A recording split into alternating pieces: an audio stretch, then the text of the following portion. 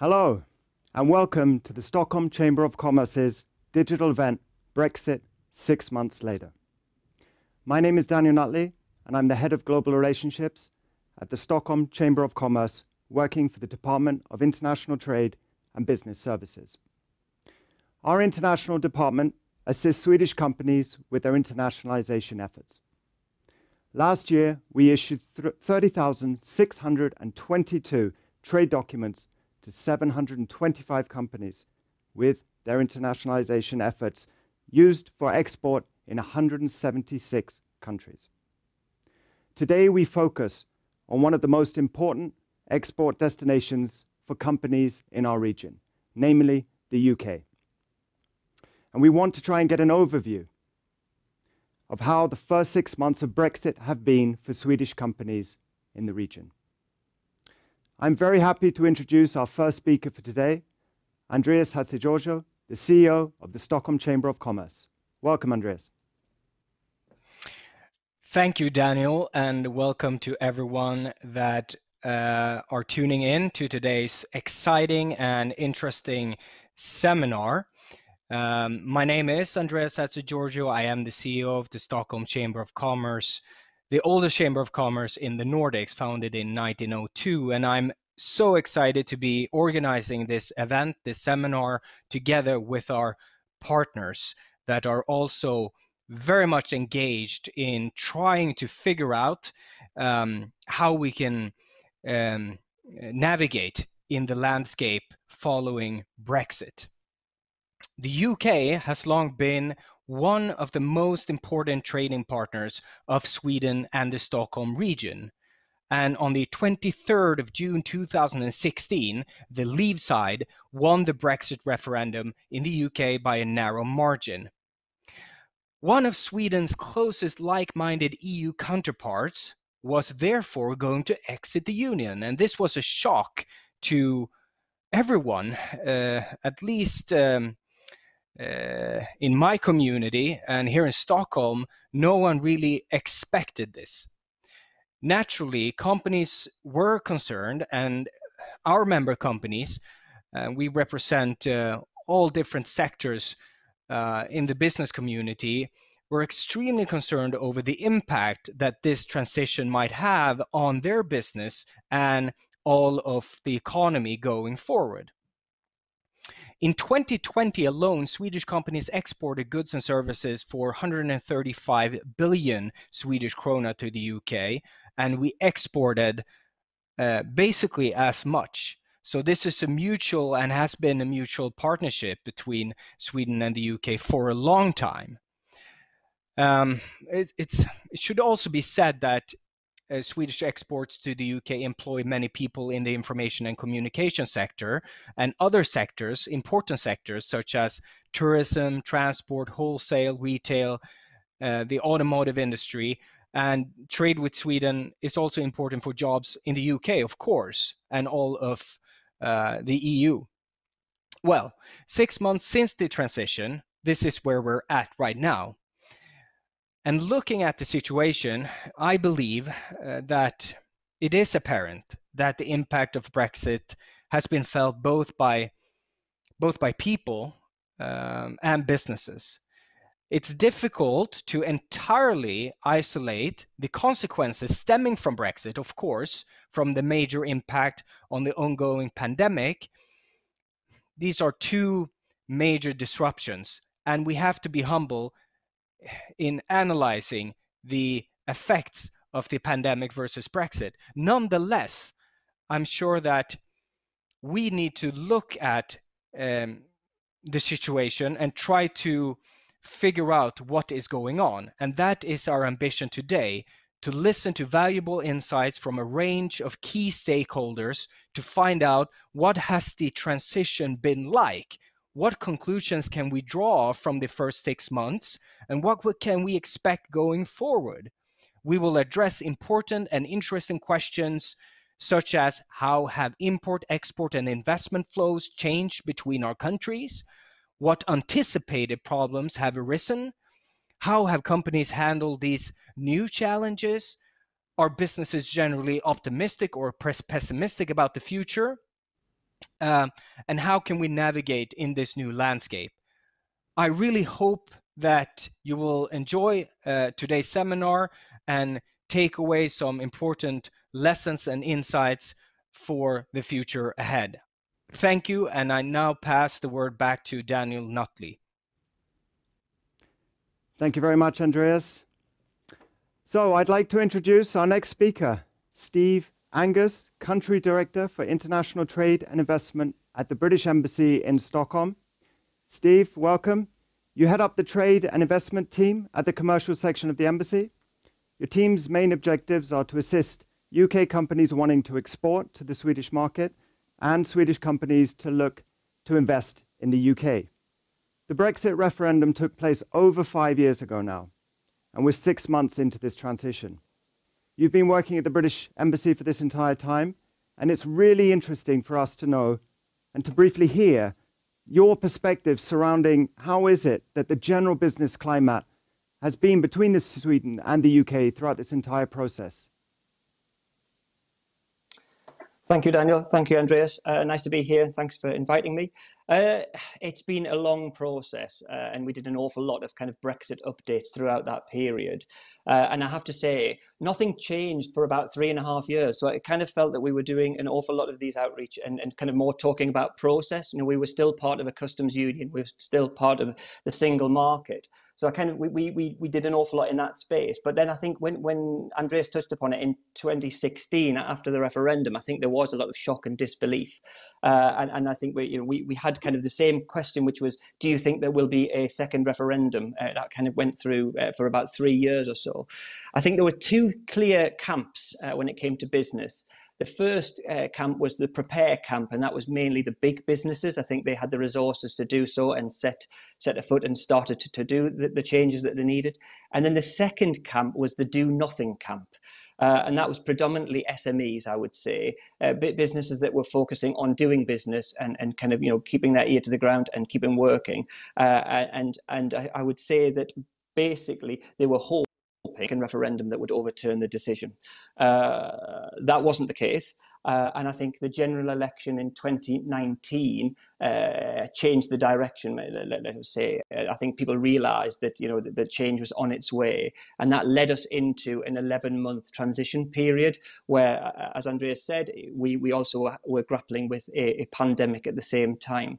So for me and for my team, we focused a lot on business readiness. We worked with a lot of Swedish interlocutors like the Chamber, like National Board of Trade, like Svensk Näringsliv, and really the key there was to try and get business to be ready and prepared for what's next.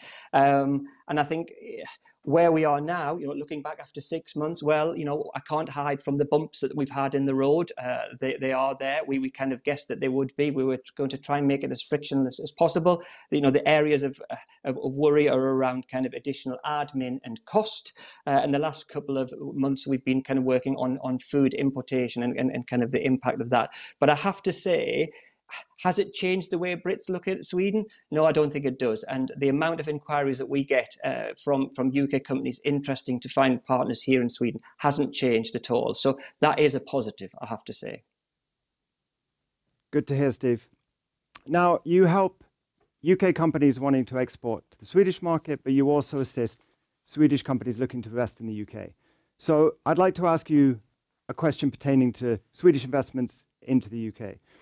Swedish businesses have a history of making substantial investment in the UK market over a long period of time. And Brexit initially obviously created a lot of uncertainty for businesses surrounding what the future would entail.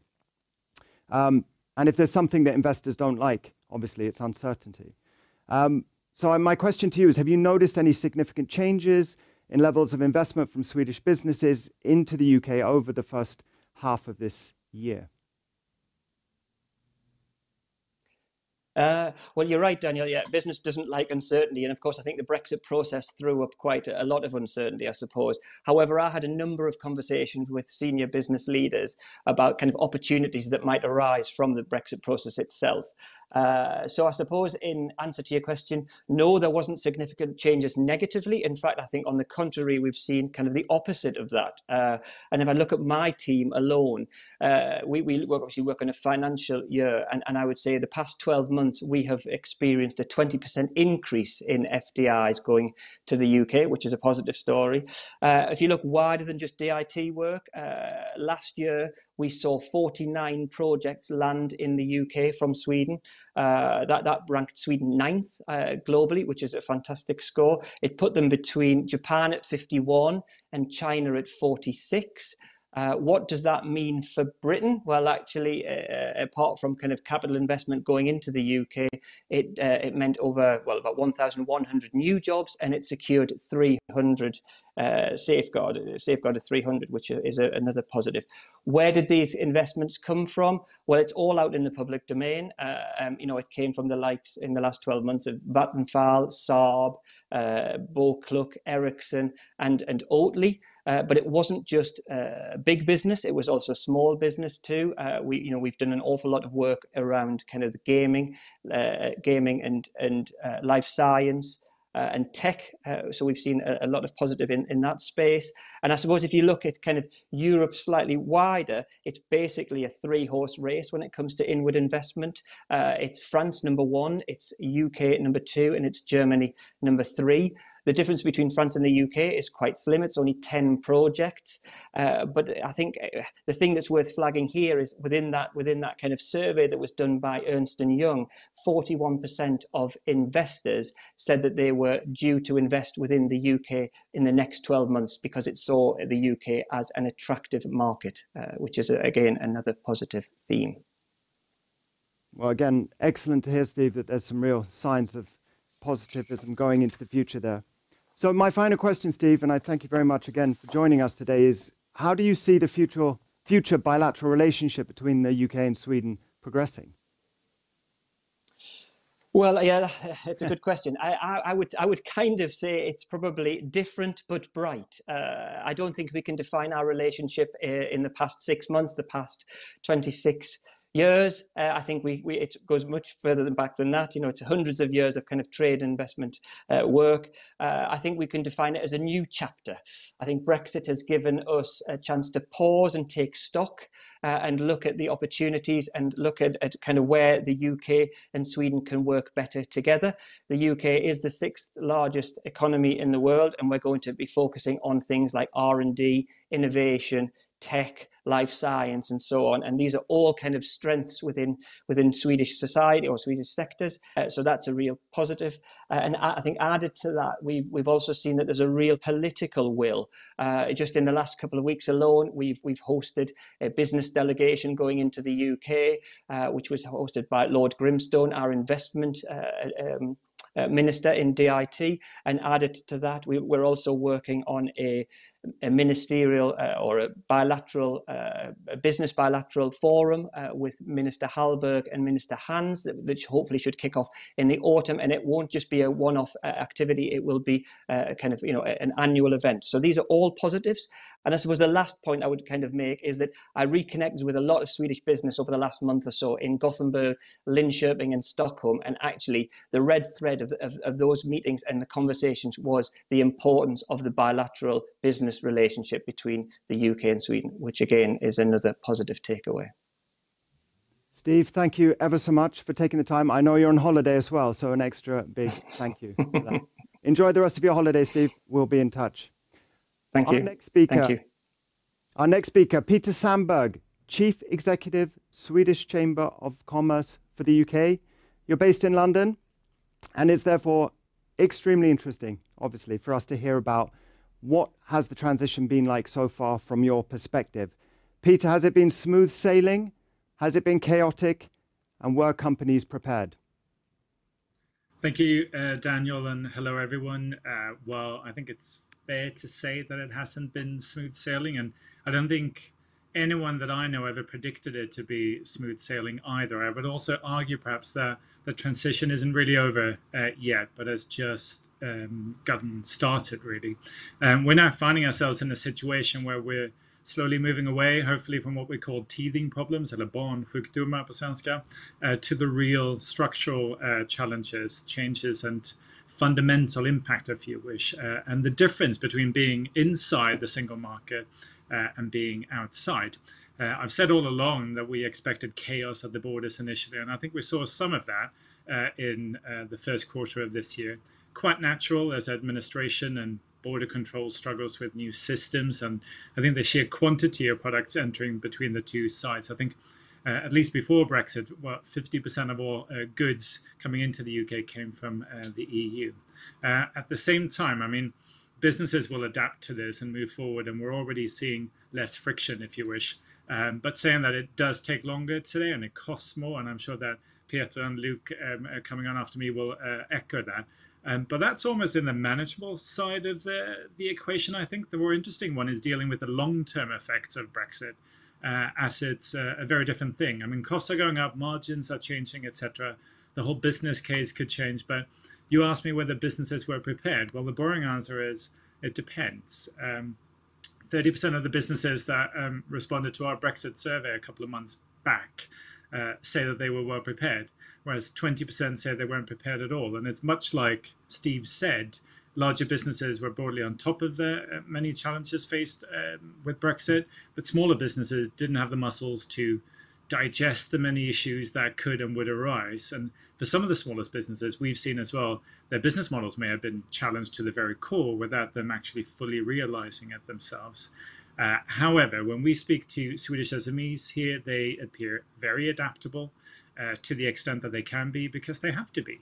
And our message has always been clear. If you're a business with international ambition, you probably have to deal with these issues regardless. Say if you're heading to the US or beyond, and there's probably no better launchpad to sort of start scaling internationally than through the UK. So things have changed, just adapt.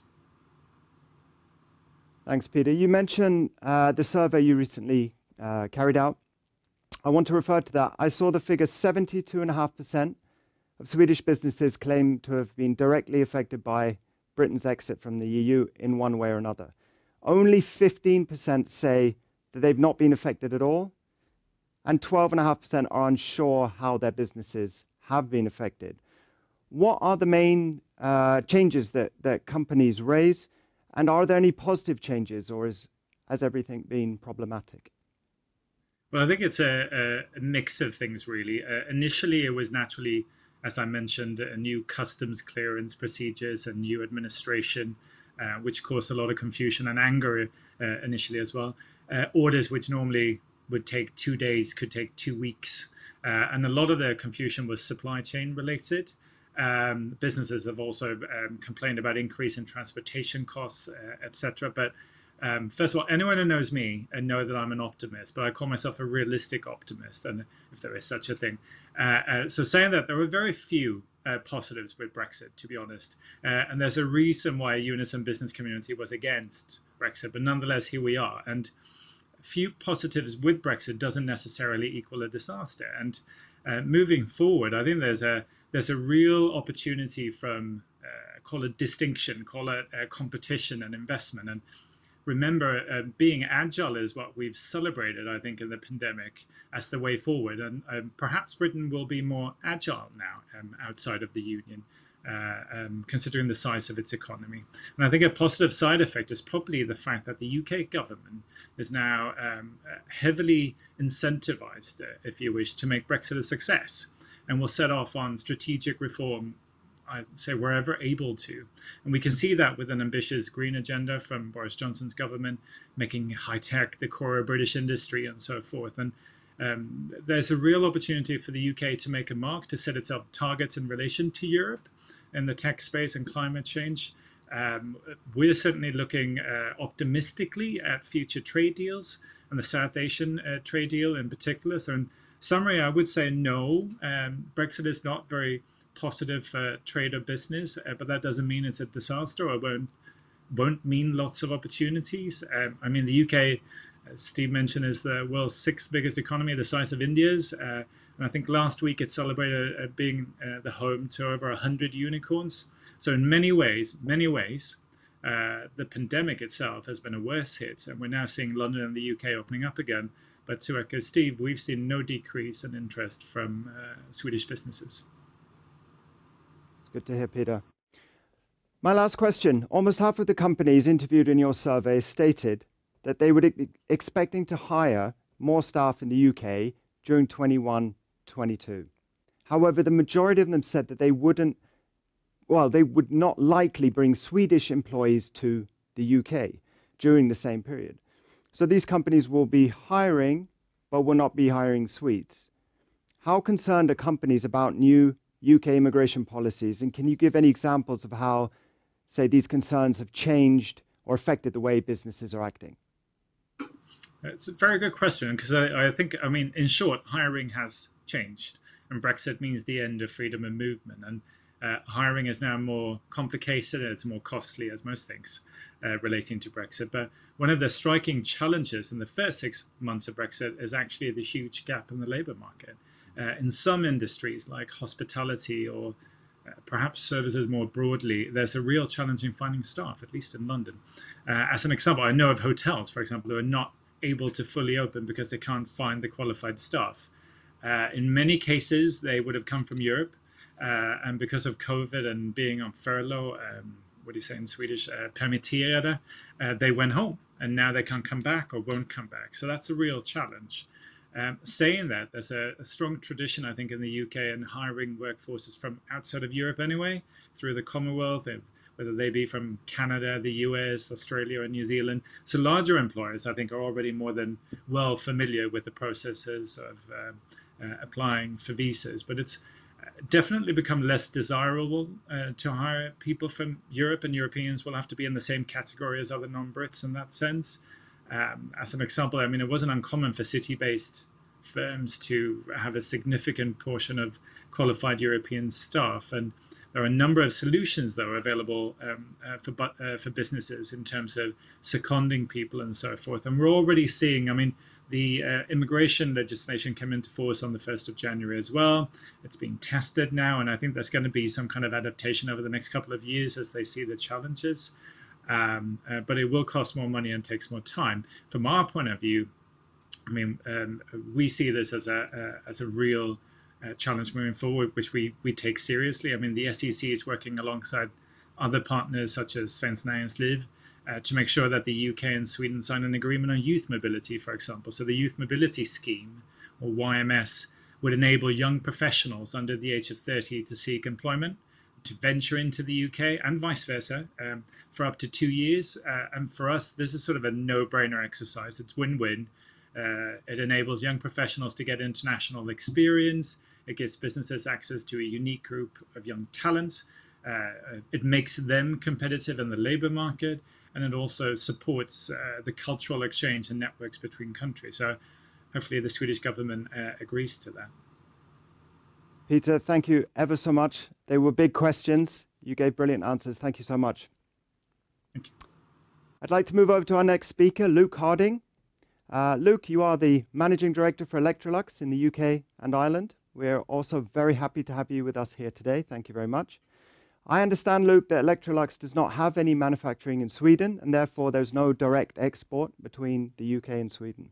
However, your company does have production, obviously, in Poland, Italy, Germany, and Hungary, and in turn these goods are exported from these locations, obviously, over to the UK and Ireland, where you primarily have your sales and distribution hubs. As someone heading up the UK arm of a Swedish consumer-led business, since Brexit was completed 6 months ago, how do you now see the health of the UK economy, and how do you see the outlook for the next 12 months, Luke? Hey, Daniel, and thanks for inviting me here today.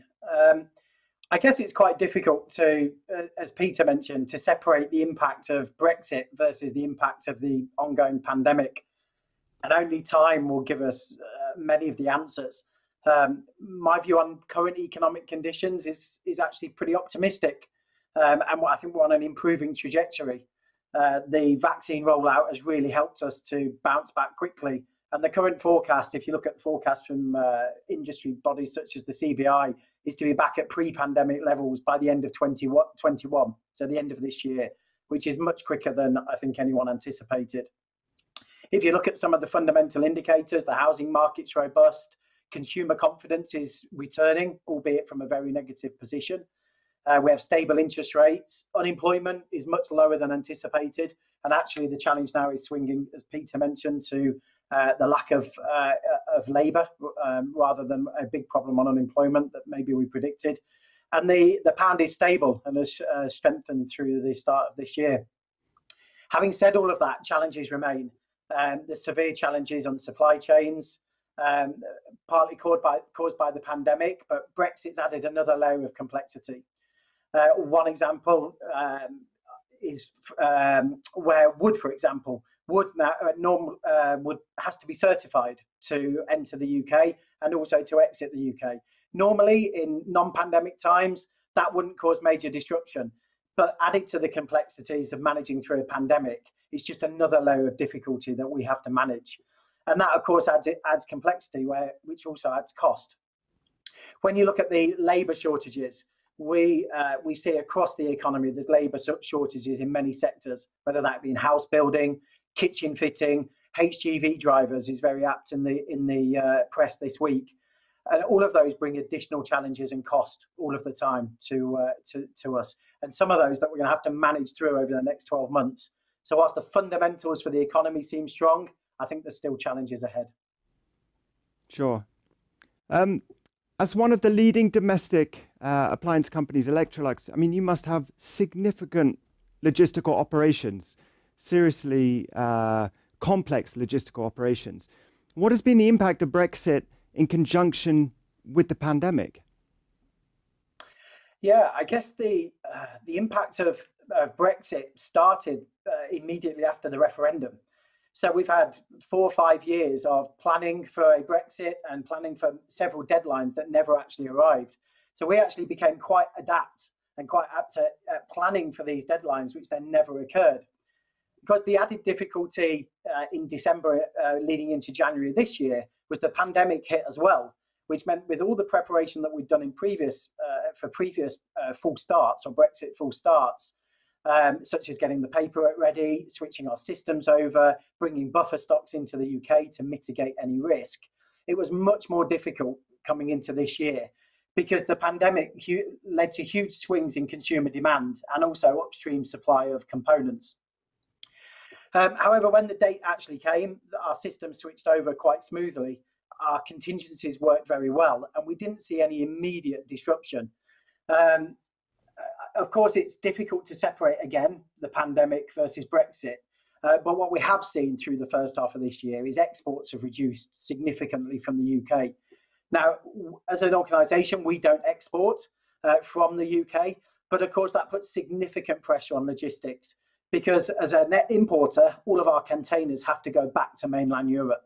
And whereas last year and the year before, there was good utilisation of those containers leaving the UK, this year they've been largely leaving empty because of the decrease in export in other industries. And that, of course, puts huge pressure in cost onto our logistics operations. Yep, there's been a lot of talk of containers over the last few months, definitely. Luke, I'd like to thank you ever so much for taking the time to join us today and hope you have a great summer. We move on to our next speaker now, Peter Jacobi, Country Retail Manager and Chief Sustainability Officer, UK and Ireland for IKEA. Peter, over 30 years of retail industry experience. You returned to IKEA in 2019, the same company you originally worked for as a student. Great to hear. Thank you so much for joining us today, Peter. How did IKEA prepare for the transition, and what do you feel benefited your organization most in terms of your preparedness? Hey, Daniel, nice to be here. I think that we were probably in the, if I refer to previous speakers here, we were in the prep camp. I think we were aware of what was coming up. I think we invested a lot in working groups internally as well as externally, actually, to make sure we were on basically planning scenarios as much at the best of our ability. And I think the learnings there was, of course, the importance of the different stakeholders you have, both in a way that the business model you have or the operating model that we have in IKEA, how we are gearing up or something. I think also in the stakeholders with trade unions or trade bodies, I would say, rather than unions, as well as government bodies, about how we can work better together and collaborate. So I think overall we were really good on scenario planning, and we were really kind of in theory ready. Then of course, when you go from a theory into reality, there's always going to be some learning in itself. I think if I bring in something, and we talk a lot about the pandemic also coming together with Brexit, which I totally agree with. And I would say that the learnings we have is this about the agility we need to have as a business, the way of actually working with scenarios, which I would say also going from a Brexit into a pandemic has helped us in a way of working cross collaborate, understand that we have the dependencies we have both again domestically or internally within IKEA, as well as with other stakeholders, both when it comes to UK government, but I would also say EU as well as. So I think it's been very much a collaborative approach, partnerships as well as agility. Excellent. How would you say IKEA has been impacted in the bigger terms? And are there any areas where you're continuing to be impacted now 6 months on?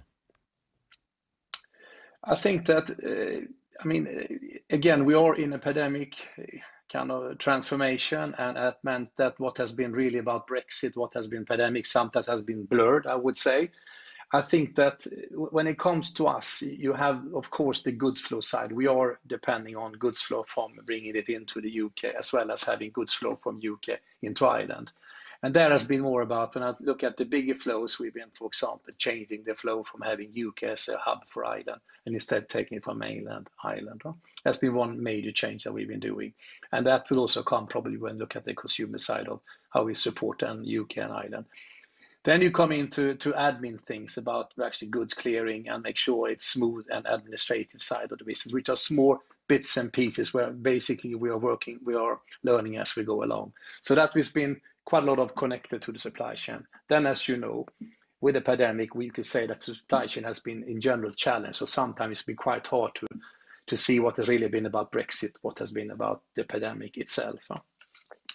The people side, meaning we talk also about the global workforce that we have, and I would say that is in the UK. And of course, we have co-workers. We have about 10% of us that are EU nationals that are working for us here in UK.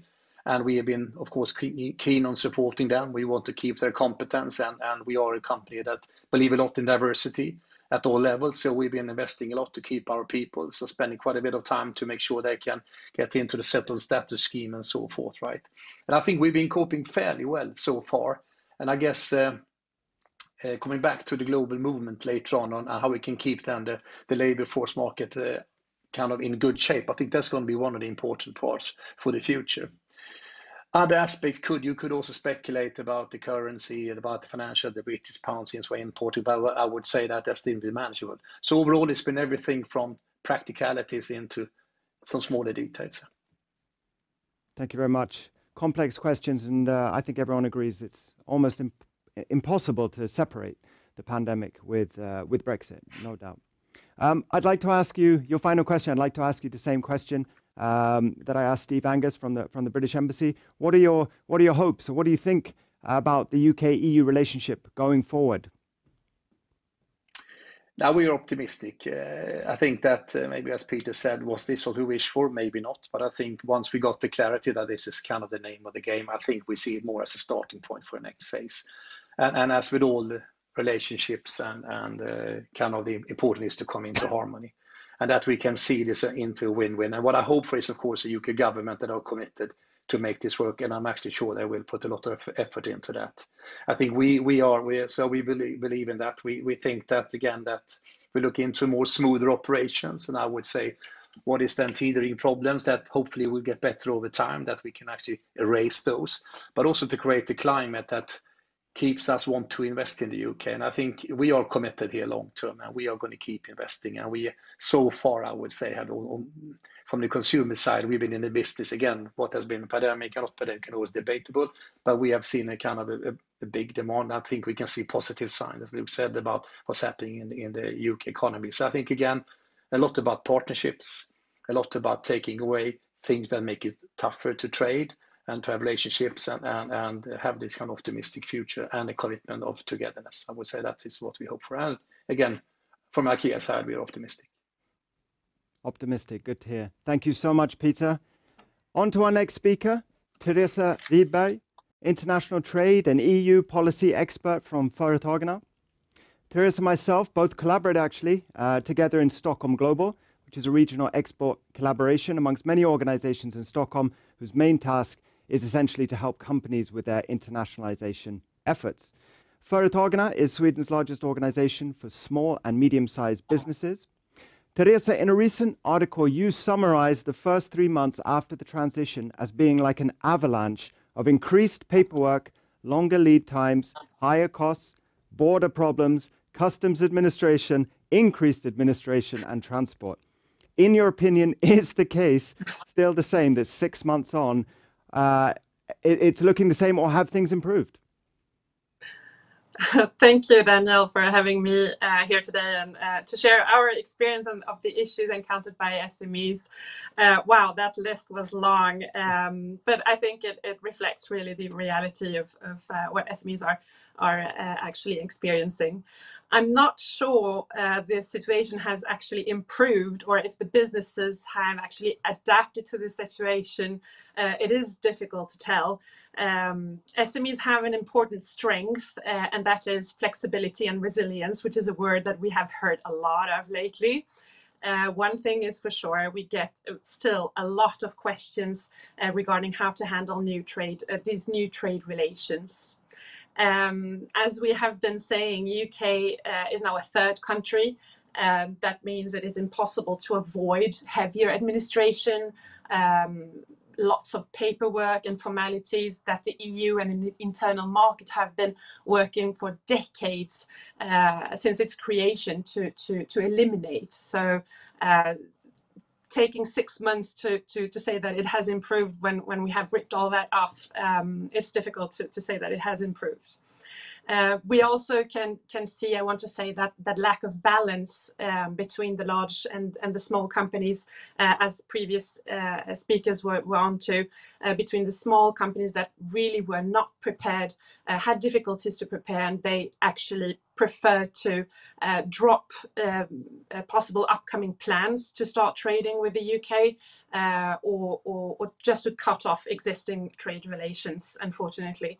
So it is difficult to actually measure the improvement or not of that situation.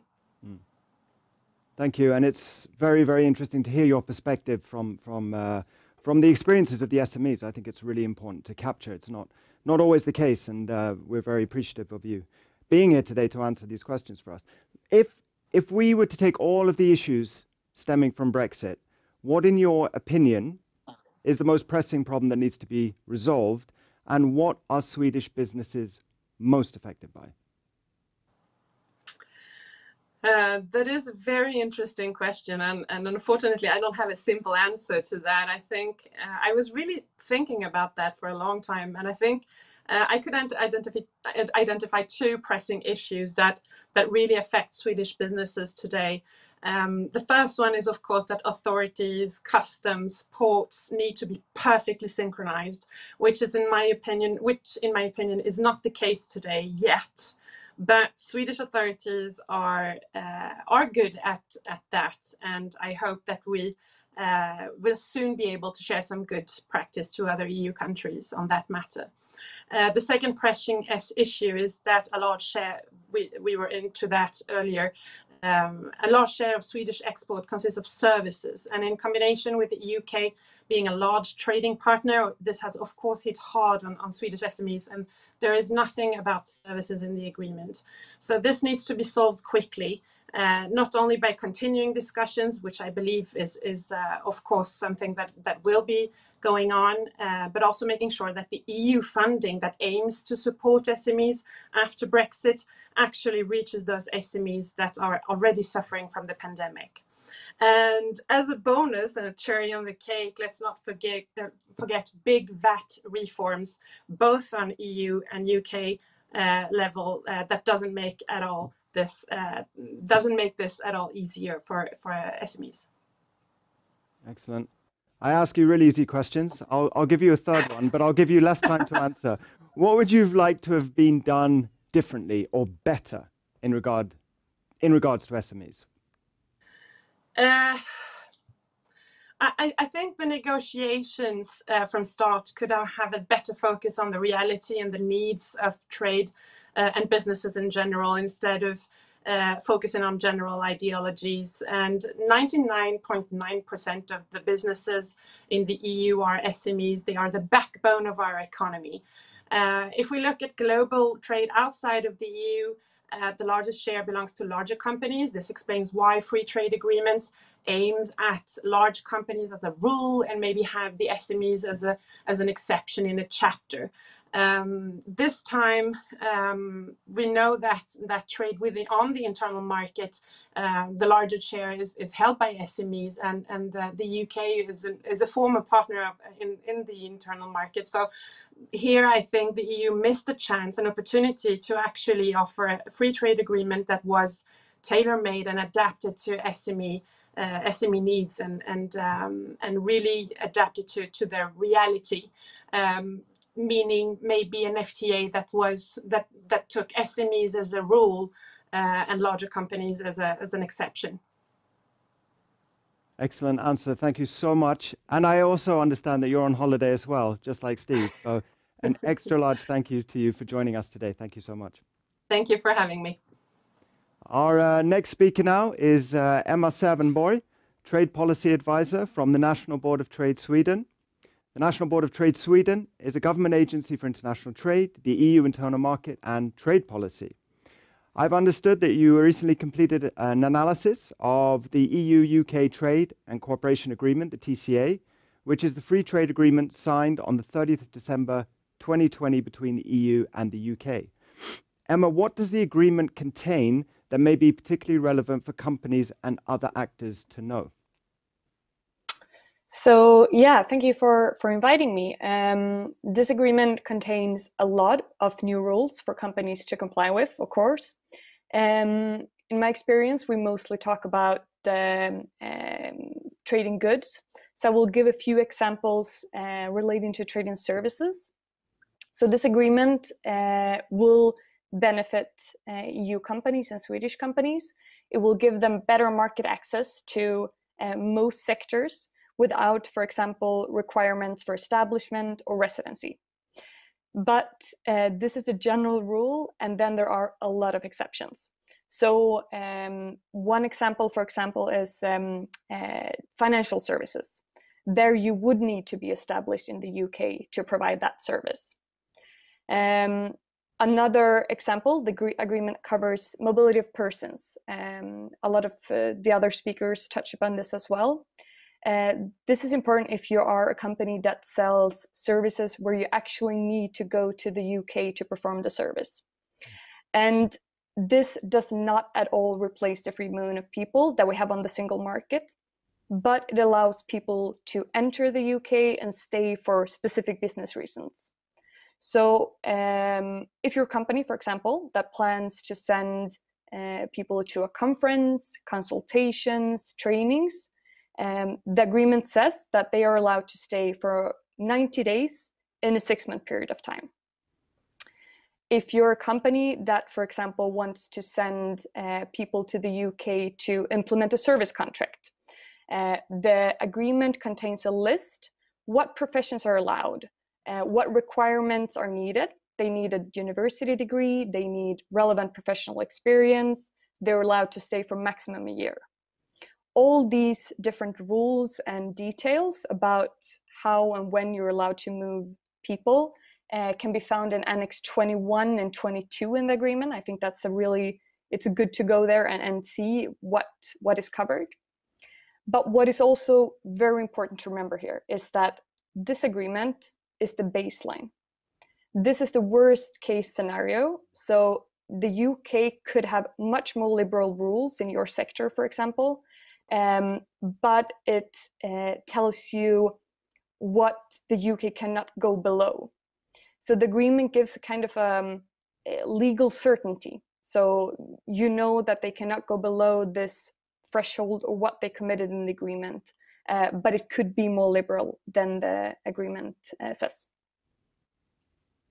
Very useful information. Thank you very much. As part of the deal, a structure with committees and working groups will be established, if I've understood correctly, and for the first time, member states will be allowed to join the meetings as observers. From a Swedish perspective, what issues do you think are important to monitor and drive forward in these committees? Exactly. So this is the first time member states will be able to observe these committees. The remit of these committees is to oversee and review the implementation of the agreement. They will conduct technical work. They will try to solve market access issues if it relates to the agreement.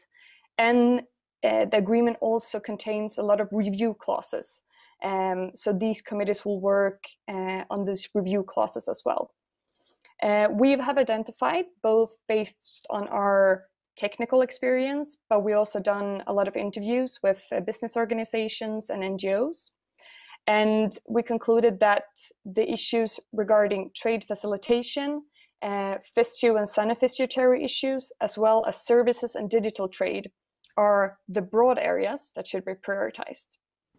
If I am giving a more concrete example, looking at trade facilitation, for example, the TCA here provides mutual recognition of authorized economic operator schemes.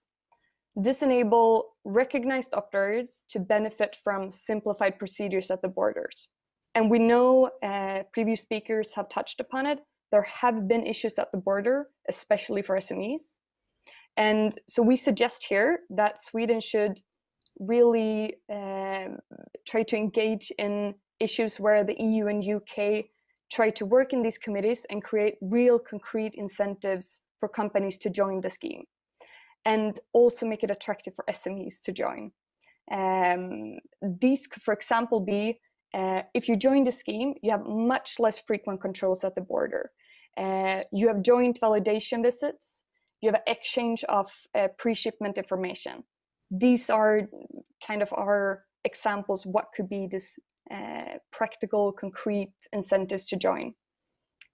But there are much more. So we looked at all these different areas and tried to point down some important issues to engage on.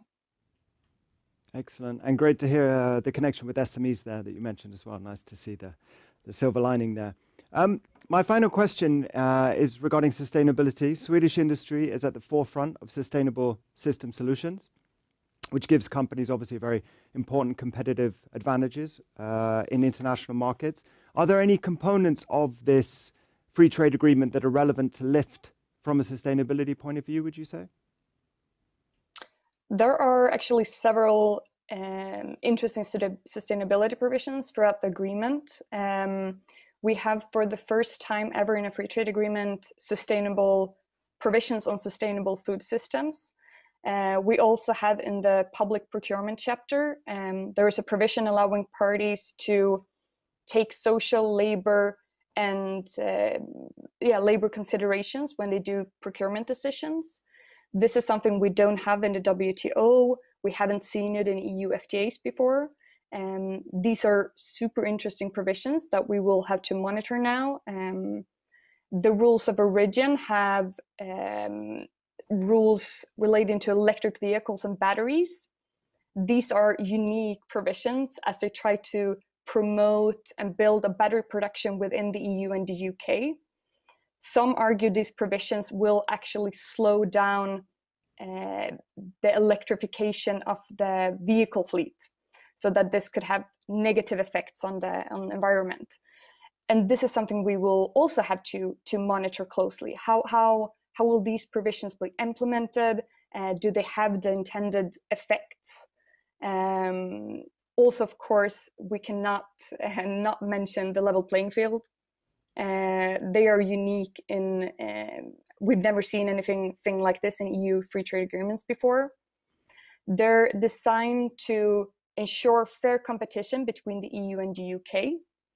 They include commitments from both parties to not regress, both in labor, environmental, social, and climate standards, and also to control subsidies. And the new thing here is that if a party breaks this commitment, the other party is allowed to unilaterally take unilateral action. And this is also interesting because this is something that the EU has not wanted to include in other free trade agreements. And it really shows the specific or this unique relationship between the EU and the UK. But this is also something we have to monitor. How will these provisions work? Will they have the intended effect? Is this something we should include in other agreements? So I think this is a one-of-a-kind agreement, and it's going to be super interesting to follow how these provisions are implemented. Excellent. Thank you so much for giving us your angle, your insights into this area. Really interesting. Adds a really interesting dimension to the event, and it's clear that you work with some pretty serious issues on a daily basis. So thank you so much for joining us today. I now move on to our last speaker, Malin Hamrén, Head of International Trade and Business Services at the Stockholm Chamber of Commerce. My manager, in fact. Thank you for joining us, Malin. You are our last speaker today. It seems appropriate, I think, to end with the Stockholm Chamber of Commerce, the international department. How is it that we can assist Swedish companies wanting to do business in the UK post-transition? Malin, how can your team, including me, help companies? Thank you, Daniel.